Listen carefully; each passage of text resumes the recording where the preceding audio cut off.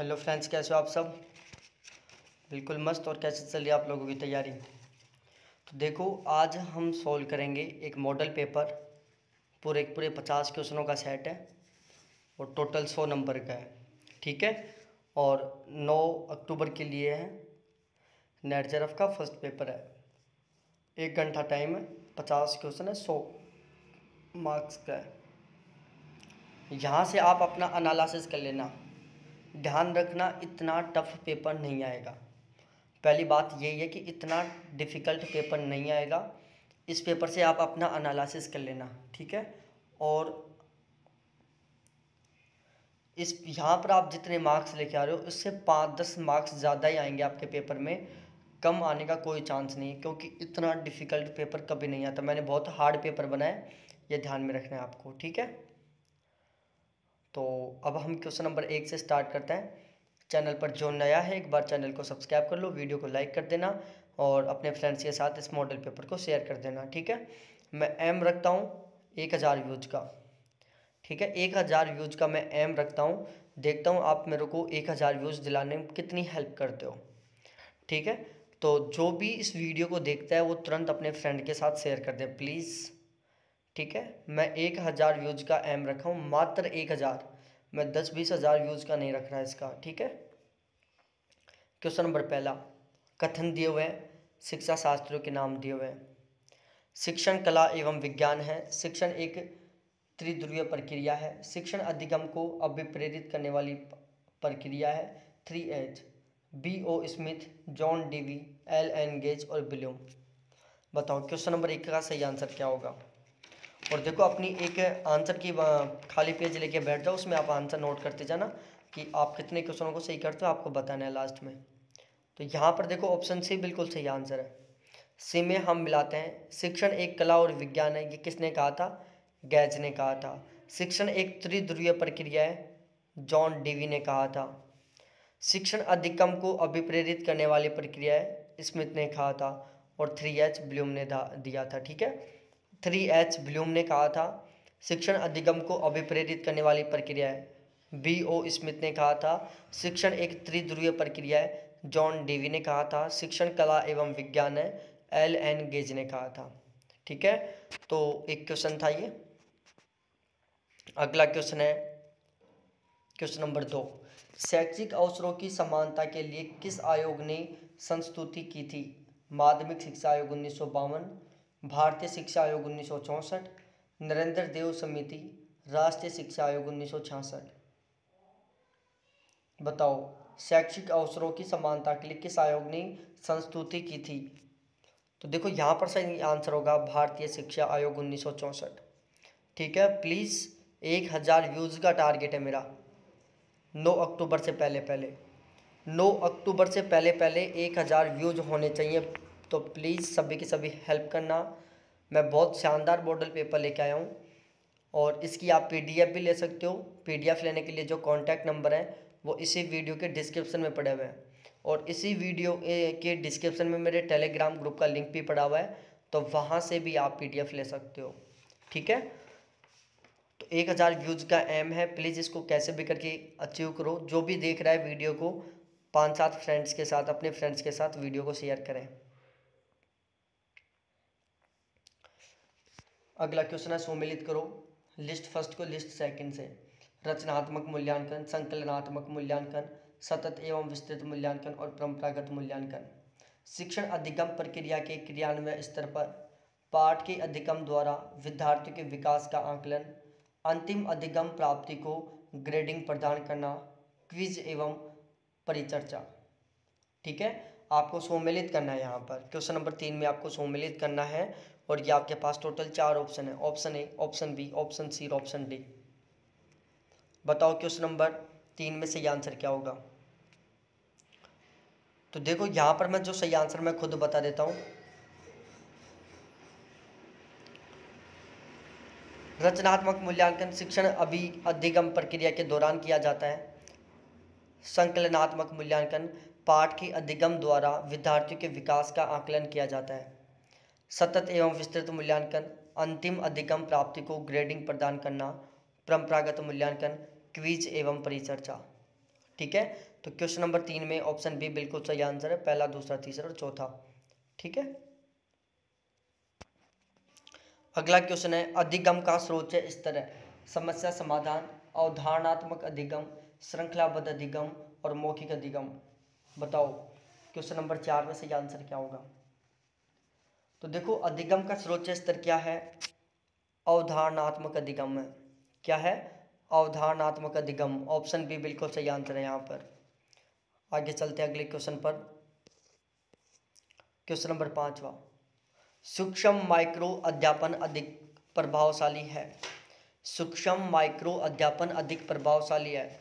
अध्यापन अभ्यास की तैयारी के दौरान, अध्यापन अभ्यास के दौरान, अध्यापन अभ्यास के पश्चात, शिक्षण के दौरान। तो देखो, जो माइक्रो अध्यापन है वो अधिक प्रभावशाली कब होता है? अध्यापन अभ्यास की तैयारी के दौरान। ऑप्शन ए बिल्कुल सही आंसर है यहाँ पर। अगले क्वेश्चन पर चलते हैं, क्वेश्चन नंबर 6 पर। शिक्षकों के लिए शैक्षिक दर्शन शास्त्र का अध्ययन अनिवार्य है क्योंकि। शिक्षकों के लिए शैक्षिक दर्शन शास्त्र का अध्ययन अनिवार्य है क्योंकि कुछ शिक्षकों को ही दर्शन शास्त्र का ज्ञान होता है। अधिकांश शिक्षक गलत दर्शन को अपनाते हैं। शिक्षक स्वयं का दर्शन विकसित करने में असफल रहते हैं। अधिकांश शिक्षक शैक्षिक दर्शन शास्त्र से अनभिज्ञ रहते हैं, अनभिज्ञ होते हैं। क्वेश्चन नंबर 6 का सही आंसर दो भाई।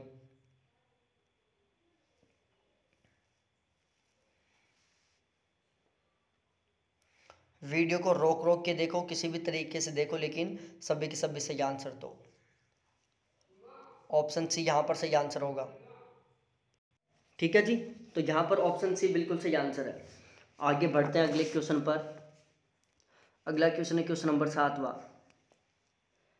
एक सांख्यिकी मापक जो पूरी जनसंख्या पर आधारित होता है परिमाप कहलाता है।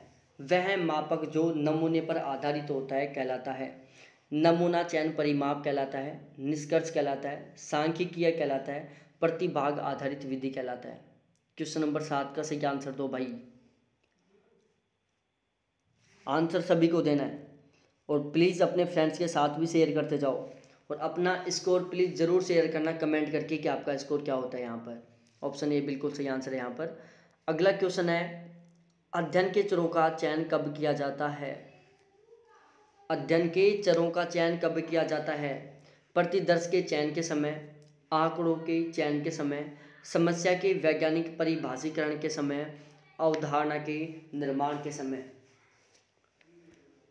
तो देखो, अध्ययन के चरों का चयन कब किया जाता है?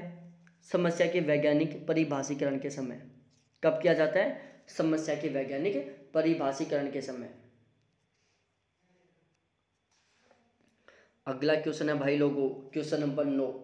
वह शोध जिसमें शोधकर्ता किसी नए विषय का चयन करता है तथा उससे संबंधित आधारभूत नियमों, जानकारियों या सिद्धांतों आदि का पता लगाता है, उसका नाम है आधारभूत शोध, विकासात्मक शोध, अनुप्रयुक्त शोध और प्रयोगात्मक शोध। आंसर दो भाई लोगों। तो यहाँ पर सही आंसर है आधारभूत शोध। ठीक है, क्या आंसर आएगा? आधारभूत शोध।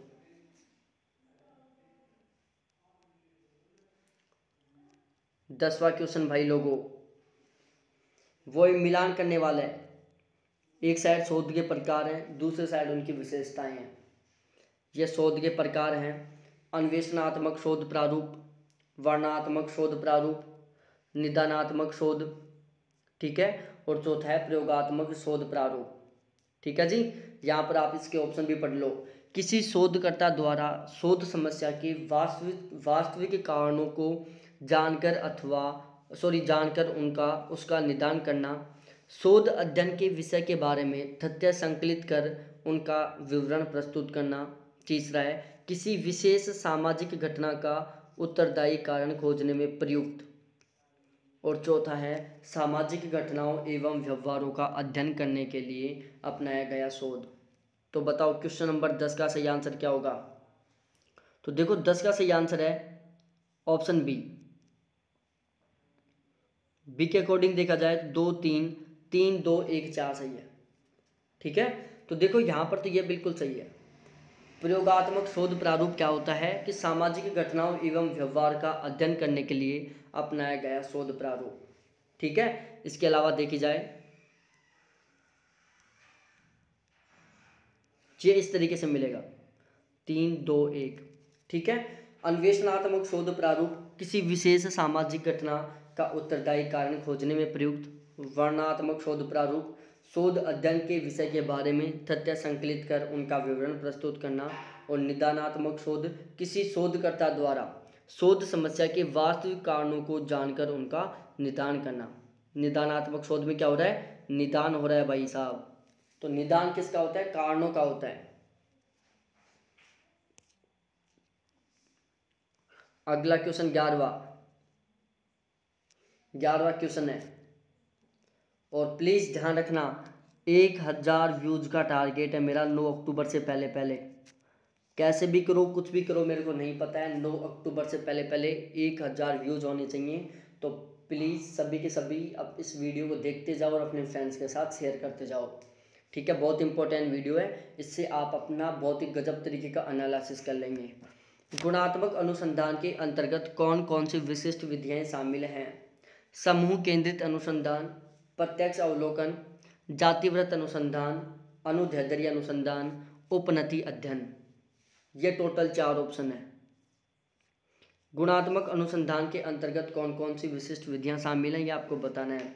तो देखो भाई, इसमें शामिल है समूह केंद्रित अनुसंधान, प्रत्यक्ष अवलोकन और जातिवृत्त अनुसंधान। ऑप्शन ए बिल्कुल सही आंसर है यहाँ पर। ये दोनों हैं जो भाई गुणात्मक अनुसंधान के अंतर्गत विधियां नहीं है ये। ठीक है, पहला, दूसरा और तीसरा सही होगा यहाँ पर। अगला क्वेश्चन है 12वां। कौन सा अनुसंधान संख्यात्मक एवं गुणात्मक हो सकता है? बताओ भाई, कौन सा अनुसंधान है जो संख्यात्मक और गुणात्मक दोनों तरीके का हो सकता है? ऐतिहासिक अनुसंधान, कार्योत्तर अनुसंधान, विवरणात्मक अनुसंधान या सर्वेक्षण? बताओ सही आंसर क्या होगा।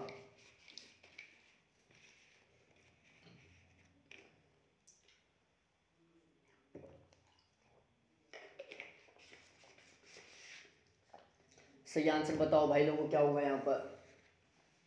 तो देखो यहाँ पर सही आंसर होगा विवरणात्मक अनुसंधान। ठीक है जी, ऑप्शन सी बिल्कुल सही आंसर होगा। विवरणात्मक अनुसंधान में संख्यात्मक और गुणात्मक दोनों तरीके के गुण पाए जाते हैं। 13वां क्वेश्चन, निम्नलिखित में से कौन सी अंतःव्यक्तिक भूमिका नहीं है? बताओ, निम्नलिखित में से कौन सी अंतःव्यक्तिक भूमिका नहीं है? नाम मात्र का अध्यक्ष, नेता, संपर्क और मालिक। बताओ कौन से में अंतःव्यक्तिक भूमिका नहीं होती? इंटरपर्सनल कम्युनिकेशन की बात है यहाँ पर, इंटरपर्सनल है ये, इंग्लिश में इसको इंटरपर्सनल बोलते हैं। ठीक है, इंटरपर्सनल, ये ध्यान में रखना शब्द। तो इस क्वेश्चन का आंसर दो सभी के सभी, और ध्यान रखें 1000 व्यूज चाहिए 9 अक्टूबर से पहले पहले। तो प्लीज़ फ्रेंड्स के साथ शेयर कर दो वीडियो को। यहाँ पर सही आंसर होगा मालिक। मालिक अंतर्व्यक्तिक भूमिका में नहीं है। अंतर्व्यक्तिक का मतलब होता है इंटरपर्सनल, दो लोगों के बीच बातचीत, दो या दो से अधिक लोगों के बीच में जो बातचीत होती है, दो या दो से अधिक लोगों के बीच में जो विचारों का आदान प्रदान होता है, उसको हम इंटरपर्सनल कम्युनिकेशन कहते हैं। और मालिक कौन होता है? अकेला होता है।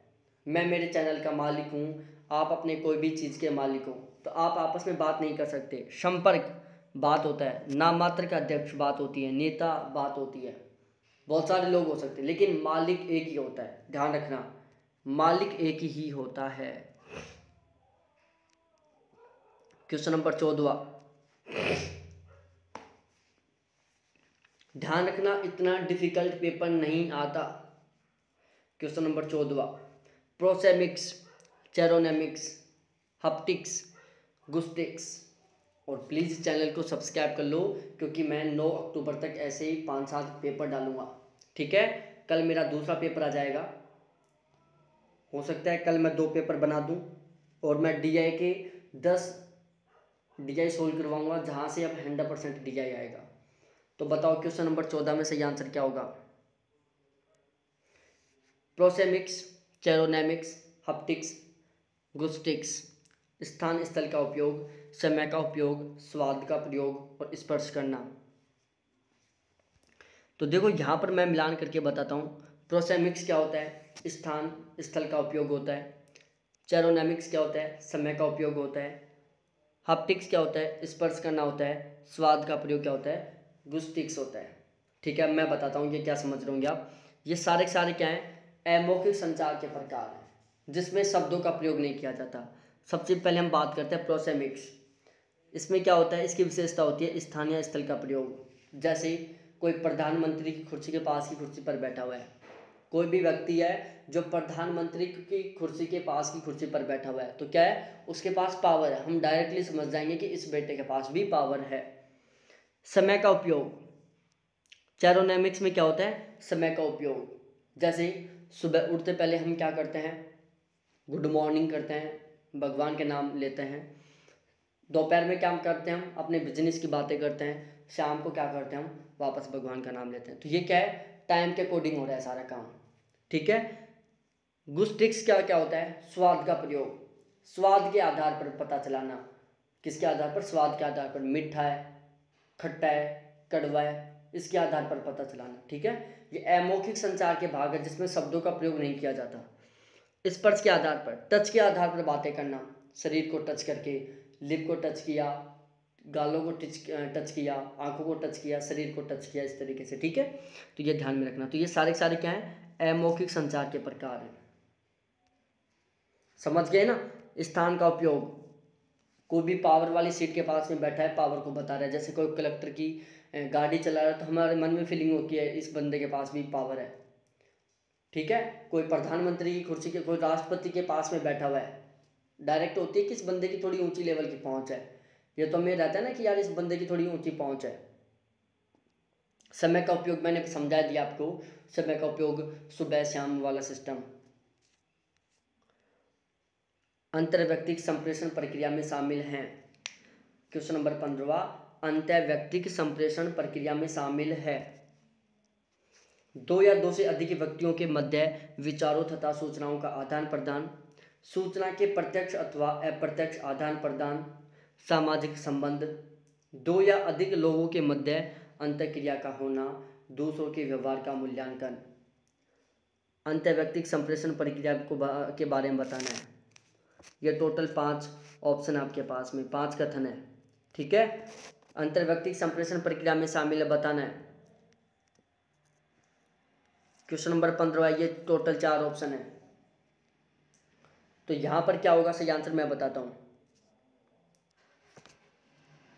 अंतर्व्यक्तिक संप्रेषण प्रक्रिया में शामिल है दो या दो से अधिक व्यक्तियों के मध्य विचारों तथा सूचनाओं का आदान प्रदान, सूचनाओं के प्रत्यक्ष अथवा अप्रत्यक्ष आदान प्रदान, सामाजिक संबंध, दो या दो से अधिक लोगों के मध्य अंतर्क्रिया का होना।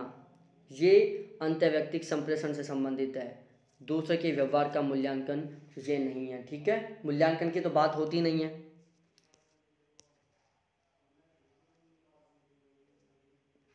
क्वेश्चन नंबर 16, भारतीय खगोल भौतिकी संस्थान, Maharashtra association for the cultivation of science, Wadia Himalaya भूविज्ञान संस्थान, प्लाज्मा अनुसंधान संस्थान, बेंगलुरु, पुणे, देहरादून, गांधीनगर। लेकिन ध्यान रखना पेपर अब डिफिकल्ट आ रहा है। बताओ क्वेश्चन नंबर 16 का सही आंसर बताओ। 4 ऑप्शन आपके पास, मैं ही बता देता हूं भाई। देखो ध्यान रखना, भारतीय खगोल भौतिकी संस्थान बेंगलोर में है, Maharashtra association for the cultivation of science Pune में है, वाडिया हिमालय भूविज्ञान संस्थान देहरादून में है, प्लाज्मा अनुसंधान संस्थान गांधीनगर में है। 17वें क्वेश्चन पर चलते हैं भाई। कौन सा संगठन शिक्षा नियोजन पर क्षमता निर्माण कार्यक्रम से संबंधित है? बताओ यहाँ पर क्षमता निर्माण कार्यक्रम से संबंधित है कौन सा है जो यहाँ पर क्षमता निर्माण कार्यक्रम से संबंधित है? क्वेश्चन नंबर 17 बताओ। NEPA, NCERT, UGC या NET?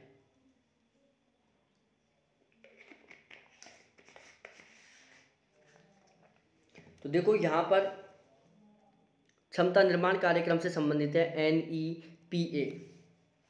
ठीक है। अगला क्वेश्चन है 18वां,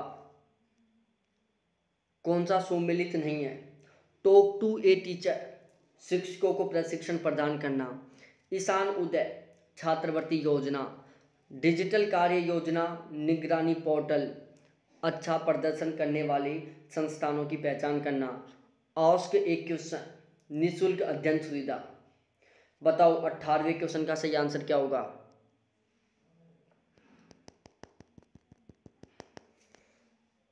भाई 18वें क्वेश्चन का सही आंसर होगा ऑप्शन डी, आस्क ए क्वेश्चन। आस्क ए क्वेश्चन का जो मुख्य उद्देश्य होता है, ये क्या है, कुछ क्या है, ये योजनाएं या कुछ पोर्टल हैं, कुछ ऐप हैं ये, जिनके उद्देश्य की बात की गई है। तो टॉक ए टीचर का उद्देश्य क्या होता है? ये एक योजना है जिसका उद्देश्य है शिक्षकों का परीक्षण प्रदान करना। ईशान उदय क्या है? ईशान उदय एक योजना है जो पूर्वी भारत के जो देश हैं, पूर्वी भारत के जो राज्य हैं, वहाँ के छात्रों को या पूर्वी भारत के राज्यों के छात्रों को शिक्षा प्रदान करने के लिए, वहाँ का GER बढ़ाने के लिए ये क्या करता है, उनको छात्रवृत्ति प्रदान करता है। ईशान उदय के द्वारा पूर्वी भारत के राज्यों में साक्षरता को बढ़ाने के लिए छात्रवृत्ति प्रदान की जाती है। डिजिटल कार्य योजना, निगरानी पोर्टल, ये अच्छा प्रदर्शन करने वाली संस्थानों की पहचान करता है। और आस्क ए क्वेश्चन, आस्क ए क्वेश्चन क्या है? इसमें शिक्षकों का परीक्षण किया जाता है। आस्क ए क्वेश्चन से शिक्षकों का परीक्षण किया जाता है। इसमें शिक्षकों से क्वेश्चन पूछा जाता है, शिक्षक उसके आंसर देते हैं। तो आस्क ए क्वेश्चन क्या है? शिक्षकों का परीक्षण से संबंधित है। क्वेश्चन नंबर 19वां, निम्नलिखित में से संयुक्त राष्ट्र की ऐसी कौन सी विशेष एजेंसी है जो बौद्धिक संपदा अधिकारों से संबंधित है?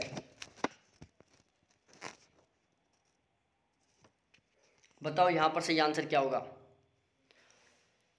WIPO, GATS, GATT,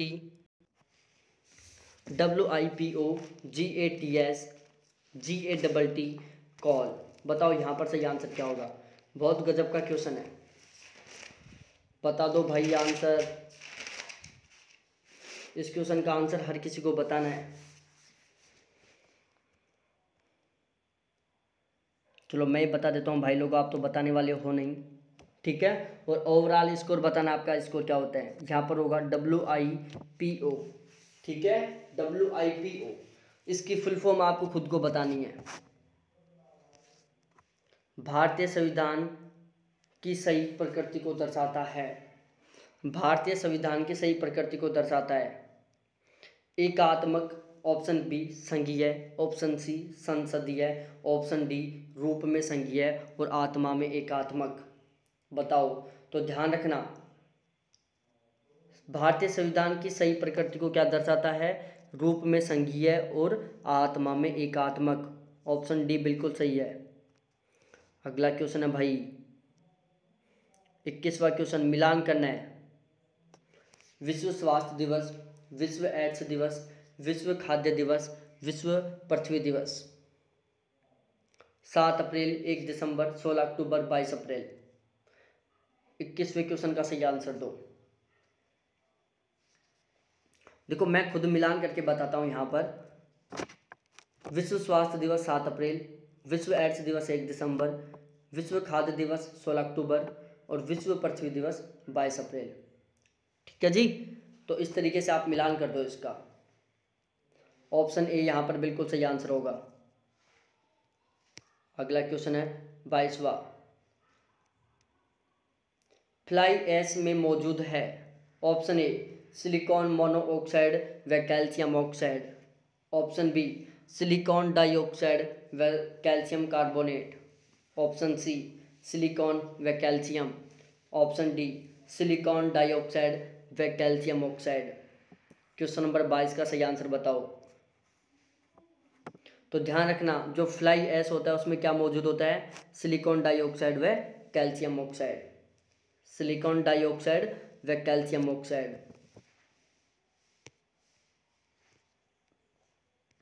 question number 23वां, 10% का नियम देने वाले वैज्ञानिक थे। ओडम, लिंडेमान, टॉन्सले व हैकल। बताओ, दशांश या 10% का नियम किसने दिया था? ओडम ने दिया था, लिंडेमान ने दिया था, टॉन्सले ने दिया था या हैकल ने दिया था? और दशांश का नियम क्या है ये भी बताना है आपको। तो ध्यान दें, दशांश का नियम किसने दिया था? लिंडेमान ने दिया था, ऑप्शन बी। कि एक पारिस्थितिकी तंत्र में एक स्तर से दूसरे स्तर पर केवल 10% ऊर्जा का ही ट्रांसफर हो पाता है। ठीक है, पारिस्थितिकी तंत्र में एक स्तर से दूसरे स्तर में मात्र 10% ऊर्जा का ही हस्तांतरण हो पाता है, वही दशांश का नियम है। 24वां क्वेश्चन, नेशनल पार्क दिए हुए हैं, राज्य दिए हुए हैं, बताओ कौन सा सही नहीं है? Kanha national park MP Madhya Pradesh, Sultanpur national park Haryana, Ranthambore national park Gujarat, Bandipur national park Karnataka. देखो, कान्हा नेशनल पार्क मध्य प्रदेश सही है, सुल्तानपुर नेशनल पार्क हरियाणा सही है, रणथंभौर नेशनल पार्क गुजरात गलत है, राजस्थान आएगा यहाँ पर। क्या आएगा? राजस्थान आएगा। बांदीपुर नेशनल पार्क कर्नाटक बिल्कुल सही है। ठीक है, तो रणथंभौर नेशनल पार्क कहाँ पर है? राजस्थान में। क्वेश्चन नंबर 25वां, भारतीय वनस्पति सर्वेक्षण, सलीम अली पक्षी विज्ञान केंद्र, केंद्रीय चिड़ियाघर प्राधिकरण, भारतीय वन्य जीव ट्रस्ट, दिल्ली, कोलकाता, नोएडा, कोयम्बटूर। भाई लोगों, 1000 व्यूज चाहिए मेरे को 9 अक्टूबर तक। ठीक है, प्लीज़ अपने सभी फ्रेंड्स के साथ वीडियो को शेयर कर दो। जो भी देख रहा है वो अपने फ्रेंड्स के साथ शेयर कर दो तुरंत। ठीक है, और ध्यान रखो चैनल को सब्सक्राइब कर लो, क्योंकि मैं फिर से वीडियो बनाने वाला हूँ एक दूसरे मॉडल पेपर पर। मैं बहुत सारे मॉडल पेपर तैयार करूँगा यहाँ पर। क्वेश्चन नंबर 25 का सही आंसर दो। तो देखो, मैं खुद समझा देता हूँ आपको। 25वां क्वेश्चन, यहाँ पर सही आंसर होगा ऑप्शन डी। ऑप्शन डी 25 में बिल्कुल सही है। हम मिलान करवाते हैं। भारतीय वनस्पति संरक्षण कोलकाता में है, सलीम अली पक्षी विज्ञान केंद्र कोयम्बटूर में है, केंद्रीय चिड़ियाघर प्राधिकरण दिल्ली में, और भारतीय वन्यजीव ट्रस्ट नोएडा में। ठीक है, और पीडीएफ लेना चाहो तो पीडीएफ ले लेना सभी के सभी। और इसके अलावा मेरे टेलीग्राम ग्रुप में जुड़ जाओ, वहाँ पर भी आपको पीडीएफ मिल जाएगी। व्हाट्सएप ग्रुप में जुड़ जाओ, व्हाट्सएप ग्रुप के नंबर मैं शेयर कर देता हूँ, 7891 350470। ये मेरे व्हाट्सएप ग्रुप नंबर है जिसमें आप जुड़ जाओ। ठीक है, पीडीएफ ले लो। टेलीग्राम ग्रुप के जो लिंक है वो इसी वीडियो के डिस्क्रिप्शन में है। क्वेश्चन नंबर 26वां, क्लोरोफ्लोरोकार्बन गैस के उत्पादन में अगले 10 वर्षों में कटौती करने तथा हैलोजन गैस के उत्पादन को पूर्णतः समाप्त करने पर सहमति बनी। मॉन्ट्रियल प्रोटोकॉल, रियो सम्मेलन, पृथ्वी शिखर सम्मेलन या ऑल ऑफ दिस। बताओ कि क्लोरोफ्लोरोकार्बन CFC के उत्पादन में अगले 10 वर्षों में कटौती करने तथा हैलोजन गैस के उत्पादन को पूर्णतः समाप्त करने पर सहमति बनी। Montreal protocol, option A. अगला क्वेश्चन है 27वां, मेमोरी से डाटा रिट्रीव करने के लिए प्रोसेसर के टाइम की गणना की जाती है। मेमोरी से डाटा रिट्रीव करने के लिए प्रोसेसर के टाइम की गणना की जाती है मेगाबिट्स में, सेकंड में, मिली सेकंड में और नैनो सेकंड में। बताओ, तो भाई लोगों यहाँ पर सही आंसर आएगा 27 में, ऑप्शन डी, नैनो सेकंड में। किसमें? नैनो सेकंड में। आज रैम का कॉमन फॉर्म से बिल्ड किया जाता है। आज रैम का कॉमन फॉर्म से बिल्ड किया जाता है। यहाँ पर खालिस्तान है, भरना है। यहाँ पर क्या आएगा? Transistor, vacuum tube, semiconductor IC, superconductors IC. बताओ क्या होगा यहाँ पर सही आंसर? बताओ। तो यहाँ पर आंसर सी बिल्कुल सही आंसर होगा। ठीक है, आज रैम का कॉमन फॉर्म सेमीकंडक्टर आईसी से बिल्ड किया जाता है। क्वेश्चन नंबर 29वां, पोर्टस का फुल फॉर्म बताओ। POST, पोस्ट का फुल फॉर्म बताओ। Power on self test, program on self test, power on system test, program on system test. तो पोस्ट का फुल फॉर्म है power on self test, option A. अगला question, एक bite से कितने मूल्य निरूपित किए जा सकते हैं? बताओ भाई, एक बाइट से कितने मूल्य निरूपित किए जा सकते हैं? तो ध्यान रखें, एक बाइट से 256 मूल्य निरूपित किए जा सकते हैं। कितने? 256 मूल्य।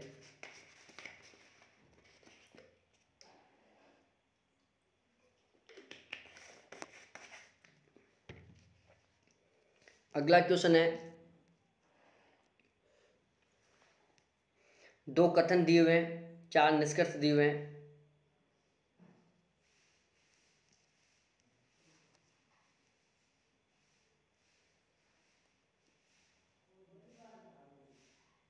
सही उत्तर का चयन करो। यहाँ पर सभी ज्ञान अच्छा होता है, सभी ज्ञान कठिन होता है। निष्कर्ष फर्स्ट, सभी कठिन चीज़ें ज्ञान हैं, कुछ अच्छी चीज़ें कठिन होती हैं, सभी अच्छी चीज़ें कठिन होती हैं, सरल चीज़ें अच्छी नहीं होती हैं।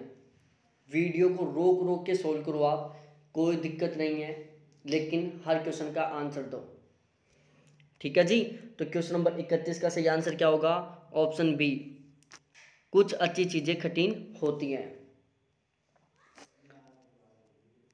32वां क्वेश्चन, कथन फर्स्ट, कुछ मंत्री अध्यापक हैं। कथन सेकंड, सभी अध्यापक विद्वान हैं। इससे दो निष्कर्ष निकले कि कुछ विद्वान मंत्री विद्वान हैं। निष्कर्ष सेकंड निकला, सभी विद्वान अध्यापक हैं। और इसके टोटल 4 ऑप्शन हैं। ऑप्शन ए, केवल निष्कर्ष फर्स्ट निर्गत होता है। ऑप्शन बी, केवल निष्कर्ष सेकंड निर्गत होता है। ऑप्शन सी, दोनों निष्कर्ष फर्स्ट तथा सेकंड निर्गत होता है। ना तो निष्कर्ष फर्स्ट और ना सेकंड निर्गत होता है। बताओ क्वेश्चन नंबर 32 का सही आंसर क्या होगा? प्यारे भाई लोगों, यहाँ पर सही आंसर होगा ऑप्शन ए, केवल निष्कर्ष फर्स्ट निर्गत होता है। ठीक है जी। 33वां क्वेश्चन, निम्नलिखित में से कौन सा शब्द लक्ष्यात्र को चित्रित करता है? लक्ष्यात्र को चित्रित करता है, गहनता, विस्तार, मूल्यांकन, अर्थ। तो ध्यान रखना, लक्ष्यार्थ को चित्रित करता है, लक्ष्यार्थ को चित्रित करता है क्या? गहनता। ऑप्शन ए बिल्कुल सही आंसर होगा यहाँ। अगला क्वेश्चन, निम्न में से कौन सा शब्द किसी वस्तु में पाए जाने वाले गुणों को इंगित करने का कार्य करता है?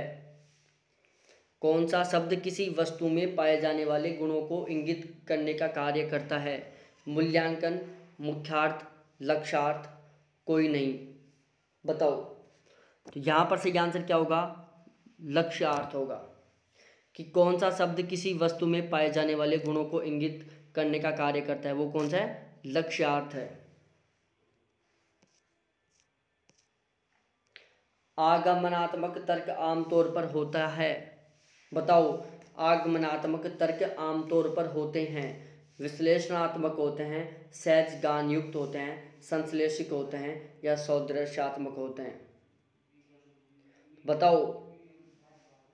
तो आगमनात्मक तर्क होता है ना, वो भाई सामान्यतः कैसा होता है? सहज ज्ञान युक्त होता है। कैसा होता है? सहज ज्ञान युक्त होता है। ऑप्शन बी बिल्कुल सही आंसर है। 36वां क्वेश्चन, जब कोई शोध समस्या विषम जनसंख्या से संबंधित हो तब सर्वाधिक उपयुक्त प्रतिदर्श पद्धति होगी।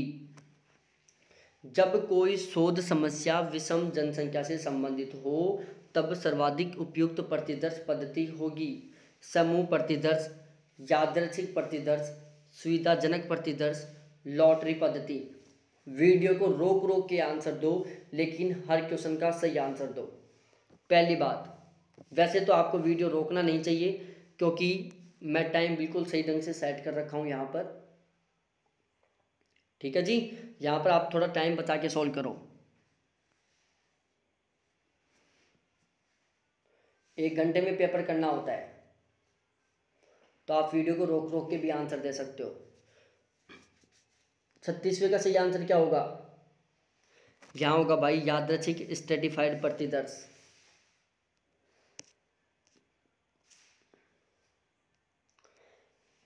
37 का स्क्रीनशॉट ले लो आप।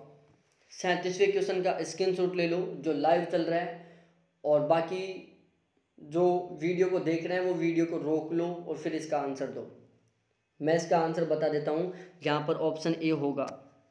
ठीक है, वीडियो को रोको फिर आंसर दो आप, टाइम बचाना है हम लोगों को। या फिर स्क्रीनशॉट ले लो फिर आंसर देना। और 1000 व्यूज का ध्यान रखना प्लीज़। 38वां क्वेश्चन, इसका भी भाई स्क्रीनशॉट ले लो, और स्क्रीनशॉट नहीं लेना चाहो तो इस वीडियो को रोको यहाँ की यहाँ, फिर क्वेश्चन को सॉल्व करो। 38 में क्या होगा? दक्षिण पूर्व आएगा भाई।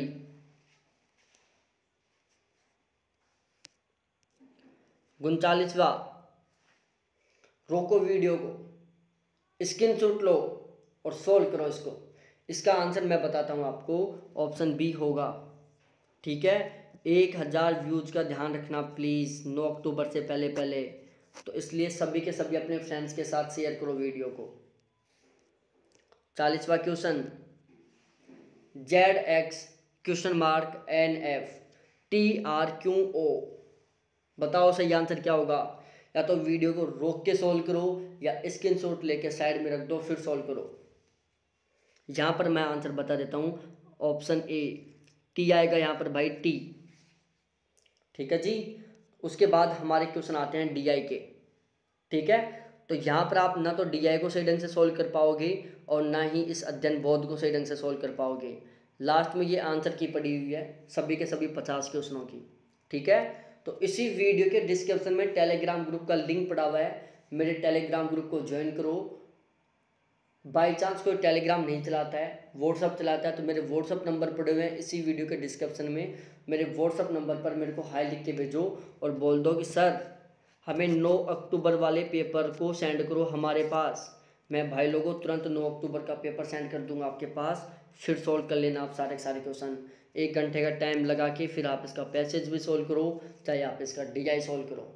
लेकिन यदि आपने 40 क्वेश्चनों तक सोल्व कर लिया तो प्लीज़ फिर से लो इस पेपर को, मेरे से बिल्कुल फ्री है, कोई चार्ज नहीं है, 1 रुपया चार्ज नहीं है, 1 पैसा चार्ज नहीं है, लेकिन आपको लेना है ये पेपर और इसका पैसेज सोल्व करो और इसका डीआई सोल्व करो और लास्ट में ये आंसर की पड़ी हुई है, आंसर मैच करो और आपको बताना है कि कितना स्कोर हो रहा है आपका, यहाँ कितने % मार्क्स आ रहे हैं आपको बताना है।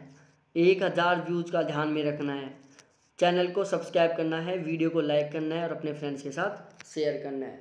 ठीक है, थैंक्स देखने के लिए, बाय।